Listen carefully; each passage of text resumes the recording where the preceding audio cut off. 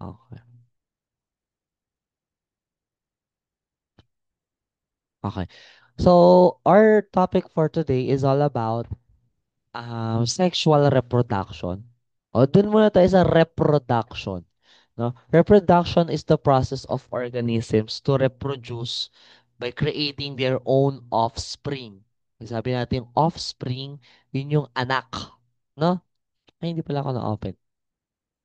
Okay? Yun yung anak, yung offspring. No? So, there are two types of reproduction. Sexual and asexual. Dalawa yon. So, ang topic natin ngayon ay si sexual muna. No? Kasi for the feminist lang maikli. So, sexual reproduction. So, here are the objectives for today. Describe sexual reproduction. Tapos bukas kasi, asexual, no? And differentiate from asexual. Demonstrate knowledge on the parts of a flower. So, pag-aaralan natin yung parts of a flower. And appreciate the importance of sexual reproduction. Bakit ba mahalaga yung sexual reproduction? Okay? So let's have VTR. Okay? Visible thinking routine. What do you see on the image? Sperm Sperm cells. cell. Okay, very good. Sperm cell, no? Sperm cell entering the egg cell. How about this one? The baby Um, growing. the progress of a fetus. Okay, very good. The progress or the stages of the fetus, no, from fertilized egg. Pag sabi na fertilized egg, yung egg cell, no, nagsumama na siya sa, or nalagyan na siya ng sperm cell, no, pumunta na si sperm cell sa kanya. So, what makes you wonder, no, what makes an offspring different from its parent in sexual reproduction, and how does sexual and asexual differ in general? Sa tingin nyo, ano ang pinagkaiba ng offspring, no, in sexual and asexual? Sige nga. Or ano muna ang pinagkaiba ng sexual at asexual? Any idea?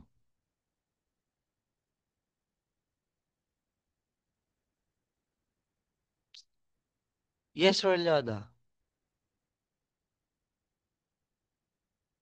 But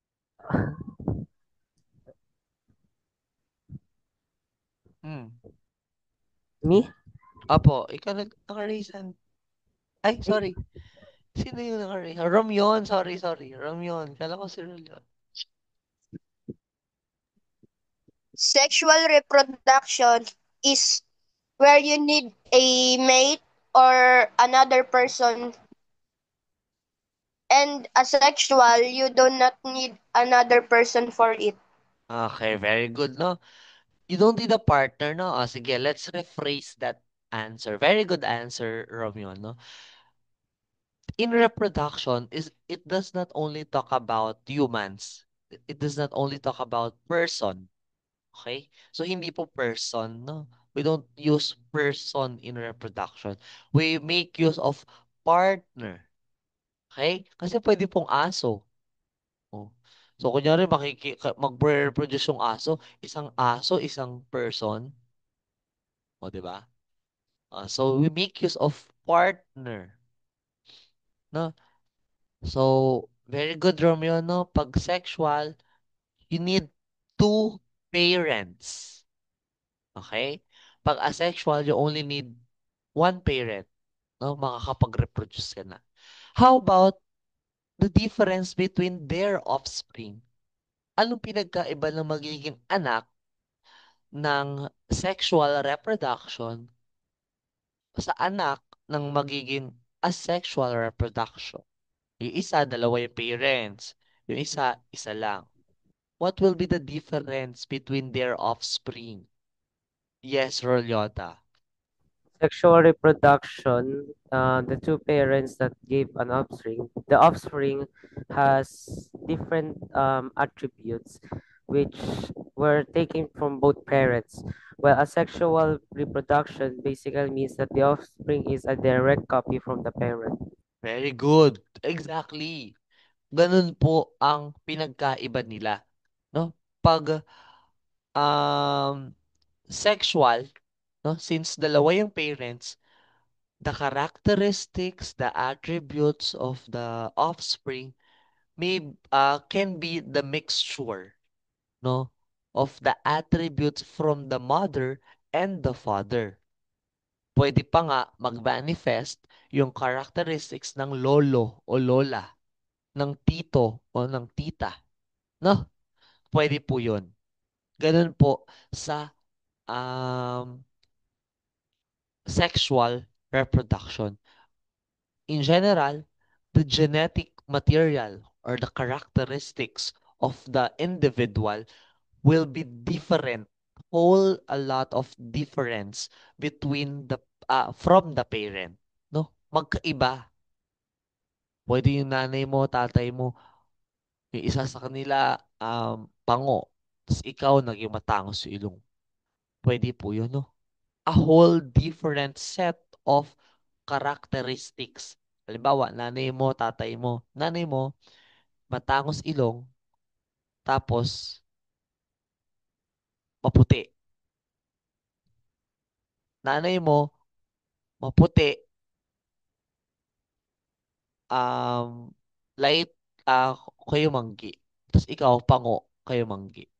So, a whole different set of of characteristics. But in asexual, very good Rolyo, no? Direct copy of your parent. Kung ang parent ay pango, pango ang anak. No? Kung ang parent ay mahaba ang kamay, mahaba ang kamay. Basically, clone. No? Clone siya nung parent niya. Okay? Yun po ang pinagkaiba ng sexual and asexual reproduction. Okay.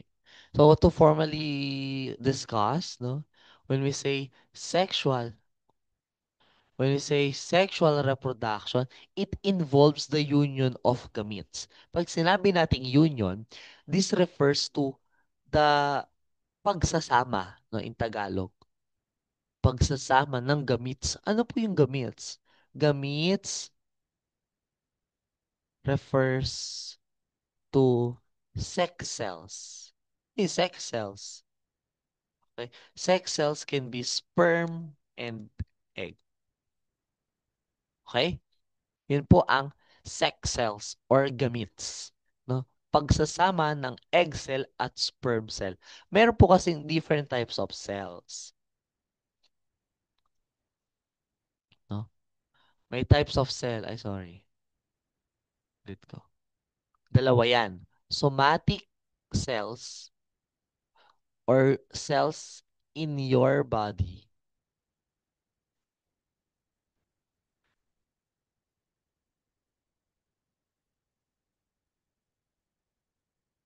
and sex cells or gametes. No? Reproductive cells could be sperm or egg and they are haploid. Ayan po. No? Types of cell po, dalawa. Somatic and gametes. No? Pag sinabi nating somatics, they are the cells that compose your body. For example, cell mo sa balat, cell mo sa kidney, cell mo sa lung, cell mo sa heart, sa brain, sa lahat, sa buong katawan mo, sa paa, sa talampakan, sa buto, sa muscles, no? Somatic po ang tawag dyan. And they are diploid, no? Diploid. Yung DI sa harapan nun, ibig sabihin nun dalawa, no? Dalawa. Ibig sabihin, the chromosomes, sa tao to, example natin ay tao. Again, pag sinabi natin reproduction, it does not only talk about humans, no? It does not only talk about animals. Meron rin yun sa plants, lahat ng organisms, lahat ng buhay, bacteria, fungi, protists, animals, and plants, kasama po dyan. Okay? Example natin, tao. Ang tao natin, ang tao ay binubuo ng somatic cells, no? Lahat from head to toe. At nagpo-produce, gumagawa ng sex cells, no? Pag babae ka, egg cell. Pag lalaki ka, sperm cell ang nagagawa mo. Okay? Somatic cells, no? Ang kanyang chromosomes, ang chromosomes ng tao kasi ay 46. Okay? 46. Kalahati galing sa nanay, kalahati galing sa tatay. Okay?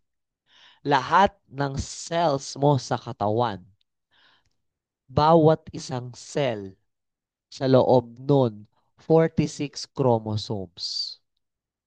Kaya diploid. Galing sa nanay, galing sa tatay. Yung cell mo sa balat mo, isang cell yan, sa loob niyan, sa nucleus. Sa loob ng nucleus, merong 46 na chromosomes. Kalahati galing sa nanay, kalahati galing sa tatay. Naintindihan po? Naintindihan po? Thumbs up ko naintindihan. Aray ko. Okay? Next, the sex cells, yung gametes, no? Pag lalaki, sperm cell lang ipoproduce mo. Hindi ka pwede mag-produce ng egg cell. Kapag babae, egg cell lang ipoproduce mo. Hindi ka pwede yung sperm cell. And they are haploid. Pag sabi natin haploid, kalahati lang nung chromosome na meron. So, ilan kanina? 46. Sa tao lang yun, ha? Iba sa aso, iba sa pusa, iba sa elephant. Magkakaiba po ng bilang ng chromosomes. Ngayon, sa tao, ilan ang magiging chromosome ng sperm cell?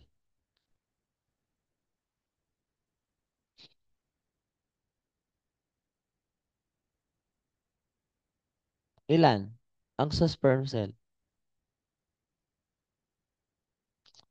Sabi kalahati ng 46, ilan? 23, sir. Okay, very good. 23 lang sa sperm cell, 23 lang sa egg cell. Okay?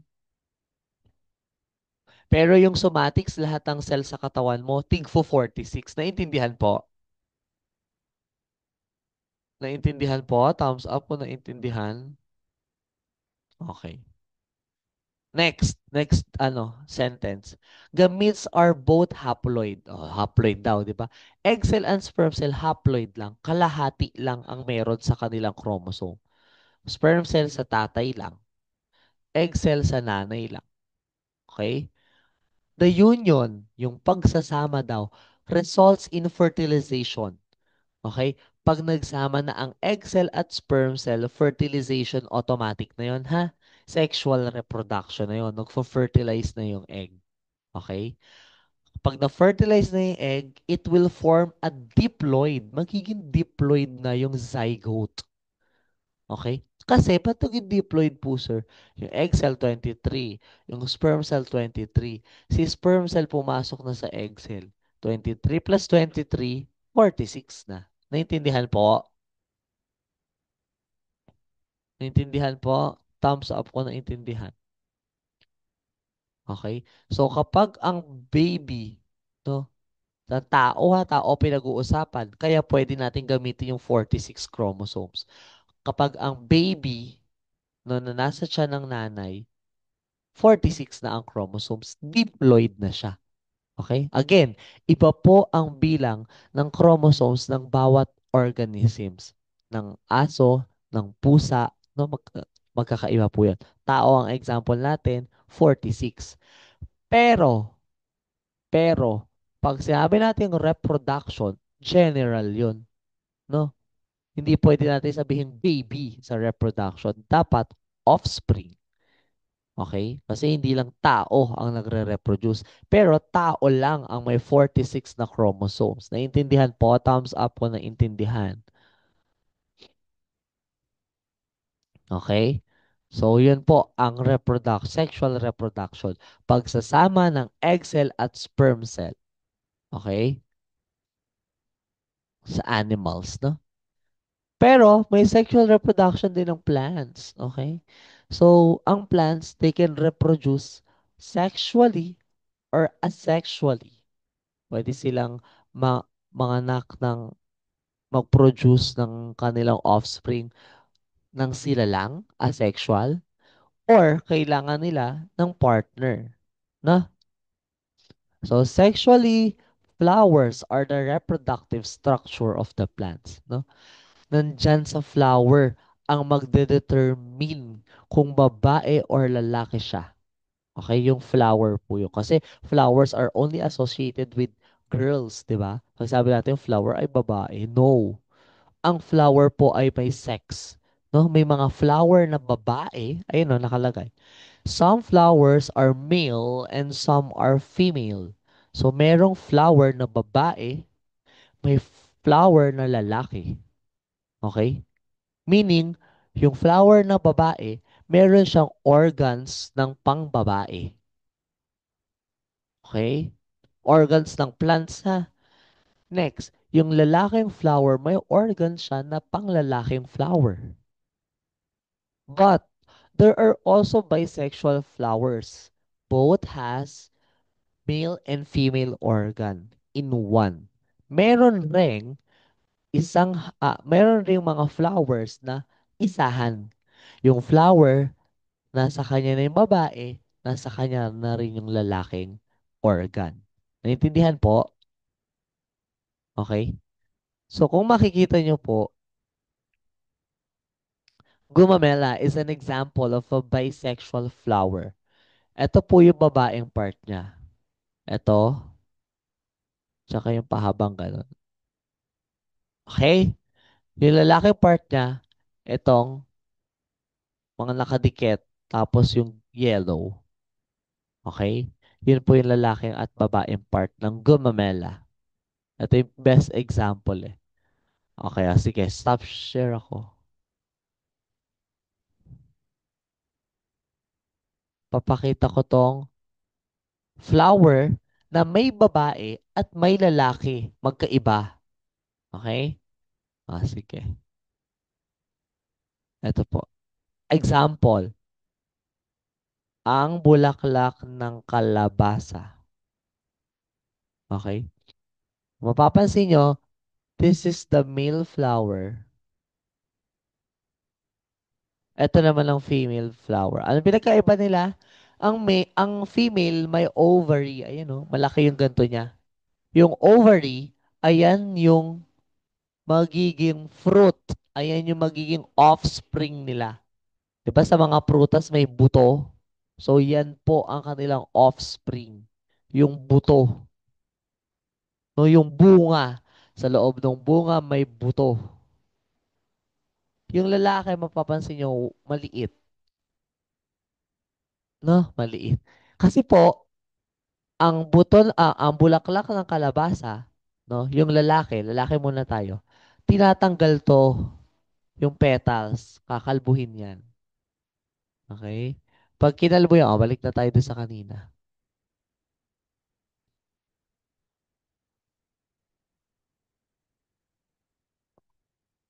Pag kinalbo po yan, yung bulaklak ng kalabasa, ito po ang makikita.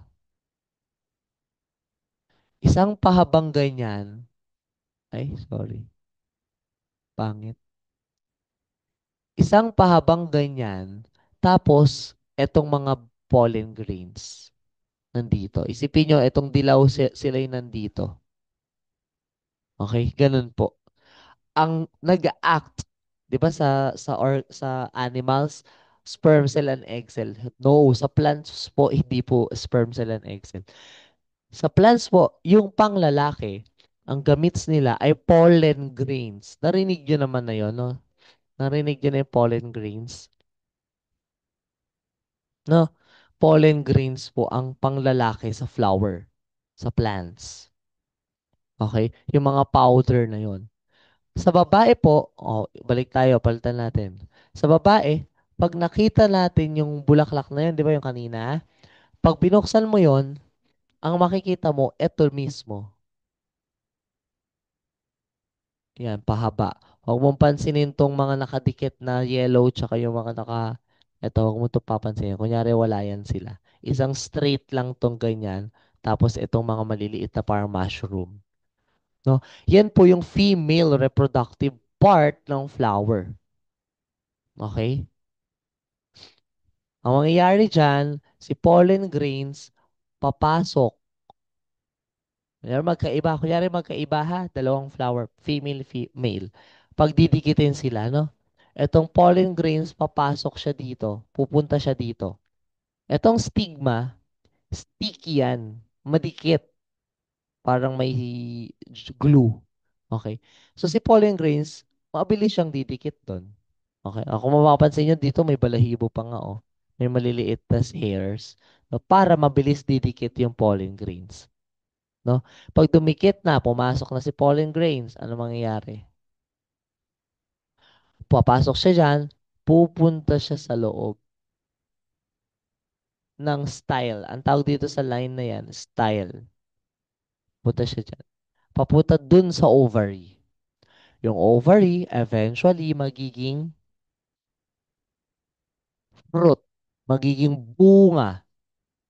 'Di ba? Ganun po nangyayari yung mga bunga ng mga pudo ng mga halaman, no? Okay? In this case, sa gumamela, magkakaroon ng um, union itong mga pollen grains dito, dito lang, no, malapit, no? Kasi pag magkaiba, separate, pagdidikitin mo pa, no? Diba? May tawag dun sa mga, anong tawag dun sa mga tumutulong sa mga plants or flowers to pollinate. Ang tawag dun. Di ba pollination ang tawag dyan? Pag pag nag-reproduce sila, pollination. Pumunta yung pollen grains dun sa stigma. Ano tawag dun sa mga yon? For example, mga bees, mga insects, tao, hangin, tubig. Ano tawag dun? Sila ay pollinators, no? Or agents of pollination. Okay? Sila po yung tumutulong sa flowers to reproduce. No? For example, sa kalabasa, babae at lalaki, magkaibang flower. Wala namang natural cause na magdidikit sila. 'Di ba? Ano lang ang pwede mangyari? For example, si bees, yung bulaklak ng lalaking flower, pupuntahan ng bees. Didikit sa kanya, sa paa niya yung pollen grains. Di ba yung paa ng bees, maraming buhok? Didikit yung pollen grains. Parang nga siyang powder eh. Didikit. Lilipat siya sa flower na bang babae. Ano mangyayari? Yung nakadikit sa kanyang pollen grains, didikit sa stigma. Kasi na yung stigma makapit, di ba? Para siyang glue.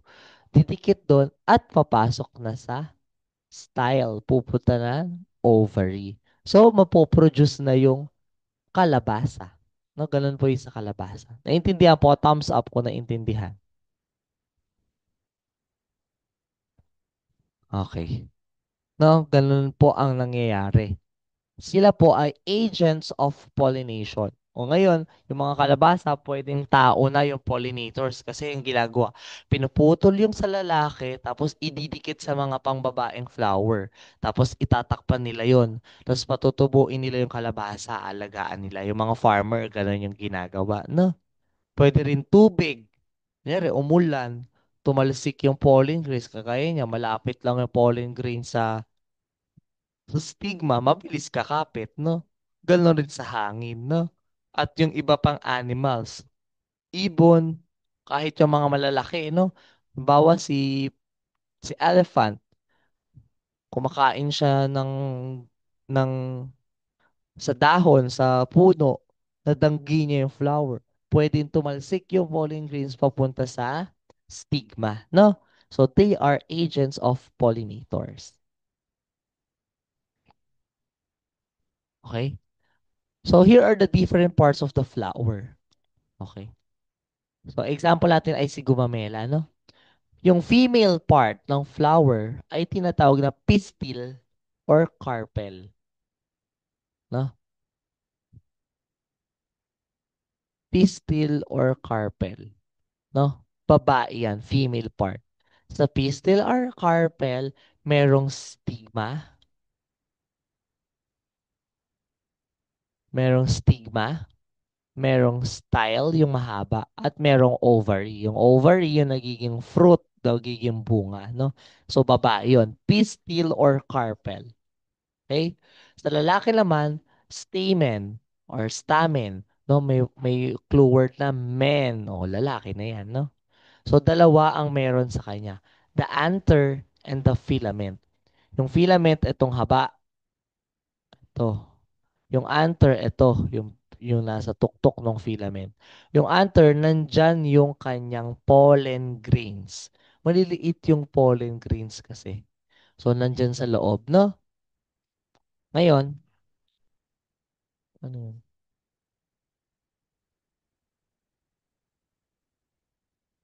Okay. Ngayon, merong part yung flower na hindi reproductive part. Hindi parte ng reproductive part, no? Si petals and si sepals. Ito si sepals, okay. Itong parang dahon dito. Si sepals, it protects the flower when the flower is still in buds. Hindi pa nakabukas si flower. So, anong ginagawa niya? Siya yung taga-protect. Siya yung nag-hold dun sa flower. Si petals naman, kagaya ng sepals, nagpo-protect siya kapag naman nakabuka na yung flower. No? Siya yung nagpo-protect. No? Together with sepals, floral envelope of the flower, and the receptacle supports the flower and connects it to the stem of the plant. Okay? Sila yung nagpo-protect. No? Especially si petals. Si petals, sa tingin nyo, why is petals or why are petals large or big and colorful? Bakit kailangan colorful yung mga flower or petals? Dali, search. Parang nagsisearch kayo eh. Why do the petals of the flower needed to be beautiful, decorative, colorful? May iba, hindi lang color, may mga pattern pa. O bakit po kailangan ganun?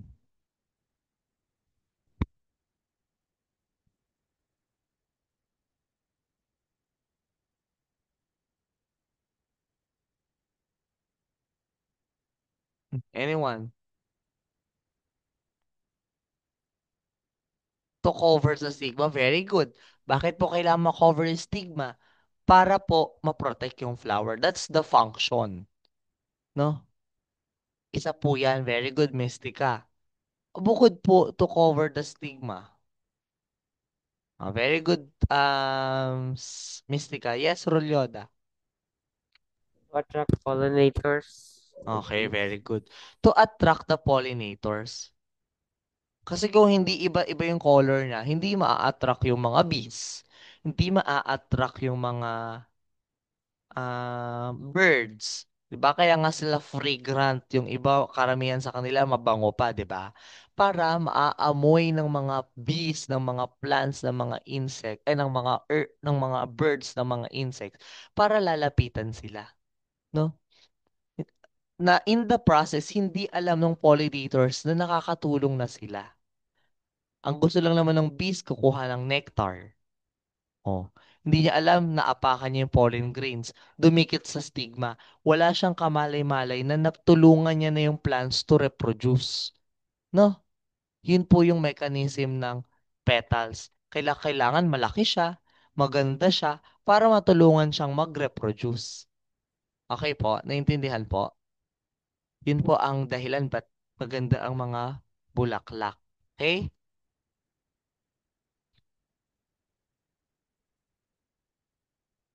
Okay. So how, oh, yun na, that concludes the sexual reproduction. So how does, or how is sexual reproduction different or set apart from the sexual reproduction? Anong pinagkaiba nila? Or, oh, sige, tatanungin ko kayo, what offspring, from what type of reproductions offspring is more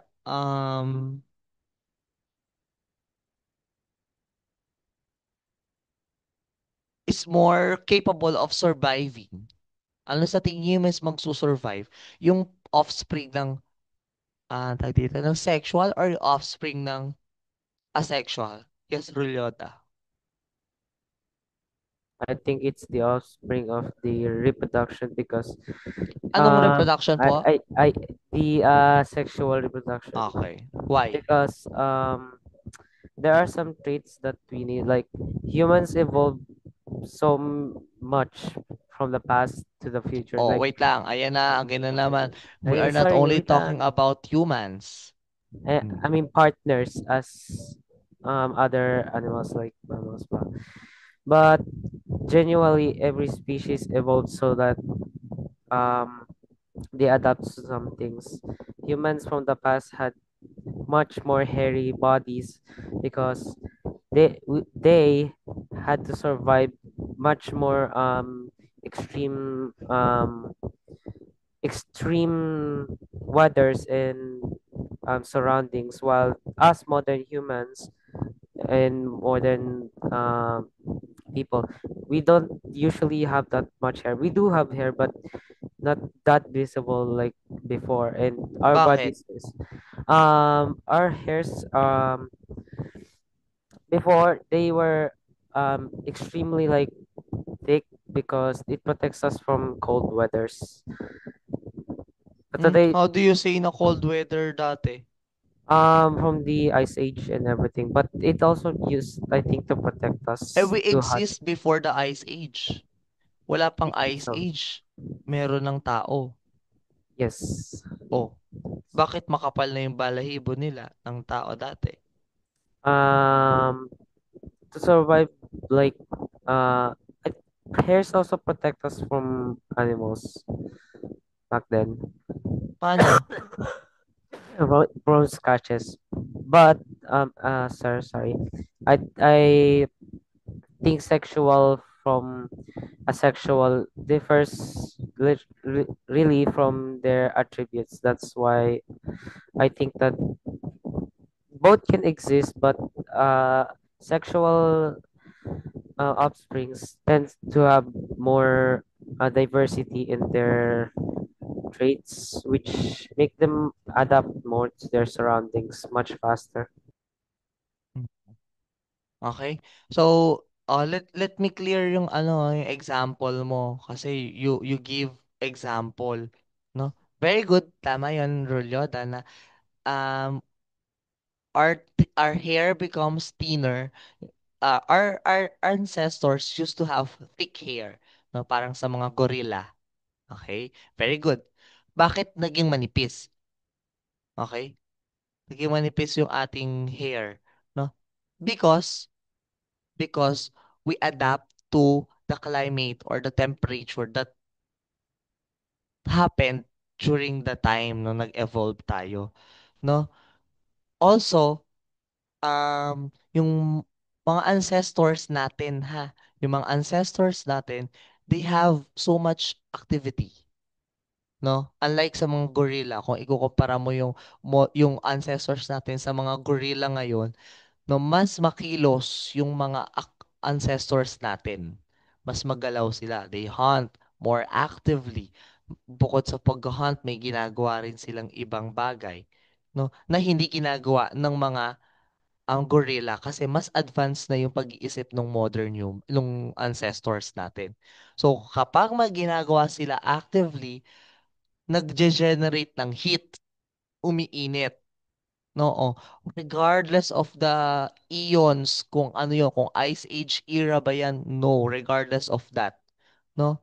Wala pong kinalaman yung Ice Age, no? Kasi magkakaroon tayo ng misconception, no? So, regardless of that, we adapt, no? Imbes na yung hair ang nagre-regulate ng ating temperature, ang nangyari, nagsimula tayong pagpawisan. Okay? Nakakita ka na ba ng unggoy na pinagpapawisan? Wala. Because they have thick hair. No? Makapal kasi yung buhok nila. That is how they regulate their body temperature. Tayo, hindi na makapal yung balahibo natin eh. How can we regulate our temperature? Kapag mainit, 'di ba, pinagpapawisan tayo. Okay? Sila po, hindi sila mabilis mapag-initan. Bakit? Kasi makapal yung balahibo nila. Okay? Yun po ang rationale sa thick hair na nawala sa atin, ha? Yun, earlier lahat, i-correct natin lang yung misconception. Thank you po, sir. Okay? Very good yung answer, no? Mas makakasurvive, simple ganito lang yan. Mas makakasurvive po yung mga organisms na nagse-sexually reproduce kasi iba-iba na yung traits nila. Halimbawa, si mama mo may diabetes 1, si papa mo wala. Ikaw, nagmana ka sa papa mo. Hindi mo nakuha yung diabetes 1. Isang point yon na makakasurvive ka. I mean, mas better kasi mas wala kang sakit eh. Mas better na wala kang sakit, mas makakasurvive ka. No? Unlike sa asexual reproduction, kung ang nanay mo ay may sakit, makukuha mo yun. Kung ang nanay mo ay may COVID nung nag-reproduce, yung anak may COVID na din. Okay? So, ganun po ang mangyayari. No? Kaya mas makakasurvive yung um, offspring from the sexual reproduction. Kasi magdi-differ yung traits, no? Combination kasi yung mother and father, no? Yung traits. So mas capable sila of surviving. No, bakit ba nagre-reproduce? 'Di ba? Again, to continue the bloodline, to continue the species, the generation. Romeo, pwedeng pa-off ng camera mo. Nakikita ka kasi na nakahiga. Okay. Nagre-reproduce para hindi maubos yung mga lahi. Para hindi magkaroon ng extinction. Okay? So, nagre-reproduce para magpatuloy yung buhay, yung lahi. No, bakit? Halimbawa, palaka at saka mosquito. For example, naubusan ng mosquito, hindi sila nag-reproduce. Ano mangyayari sa mosquito? Dadami sila. No, they will overpopulate. Bakit? Kasi yung kanilang primary predator ay nawala. So, dadami yung prey. Pag dumami yung prey, magkakaroon ng imbalance in the ecosystem. 'Di ba? Ang tawag dito, ang mosquito pa naman ay nakakapagdala ng sakit, no?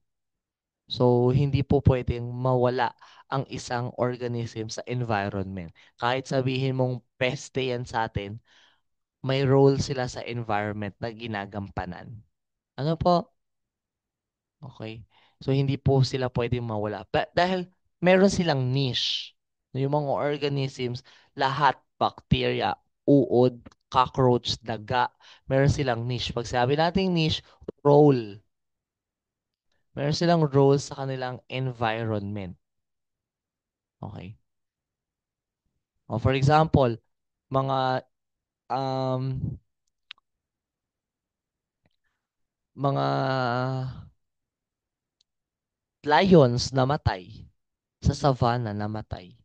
So yung mga for example, yung mga zebra, yung mga gazelle, yung mga animals na kinakain ng lion dun sa savanna ay ano mangyayari?